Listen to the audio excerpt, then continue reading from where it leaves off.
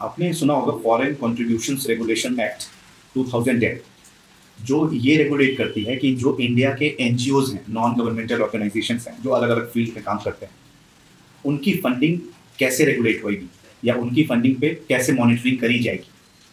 इसमें कुछ बदलाव किए गए हैं। एफसीआरए एक्ट 2010 में कुछ अमेंडमेंट्स किए गए हैं। बदलाव के रीजन क्या है? तो मेनली 3 रीजन पाए गए। पहला तो एसेट मैनेजमेंट जो उनका है वो बहुत वेग है। दूसरा है मनी लॉन्ड्रिंग के केसेस भी आ रहे हैं। तीसरा है जो ऑडिट्स किए गए हैं वो बहुत फॉल्स रिपोर्टेड है। अब इसमें क्या क्या बदलाव किए गए? एक्चुअली एक एनजीओ सिर्फ एक डिपार्टमेंट में काम करते करते वो कब दूसरे डिपार्टमेंट में चले जाते हैं ये सरकार को पता भी नहीं लगता है। तो इसलिए सरकार ने अमेंडमेंट करके ये बताया है कि आपको 2 चीज़ों को स्पेसिफाई करना पड़ेगा। पहले तो गवर्नमेंट ने 5 कैटेगरी दी है, उनमें से आपको चूज करना पड़ेगा कि किस कैटेगरी में आप काम कर रहे हो।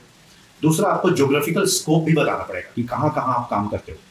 5 कैटेगरी की बात बताऊं तो पहला है एजुकेशन, जो आप जानते हो, स्कूल, कॉलेजेस, स्कॉलरशिप, रिसर्चेस। दूसरा है इकोनॉमिक सेक्टर, जिसमें आप स्किल डेवलपमेंट, एग्रीकल्चरल सेक्टर और बाकी सेक्टर्स में काम करते हैं। तीसरा है सोशल, जिसमें आप health department, sanitation, hygiene, disaster relief, इनका काम करते हैं।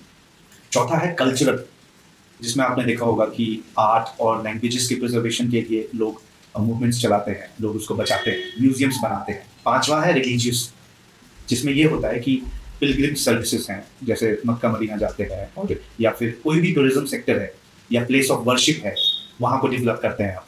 तो ये 5वां सेक्टर, इन पांचों में आपको चूज करना है और अपने ज्योग्राफिकल स्कोप बताना है। उस हिसाब से फिर आपकी ऑडिट होगी।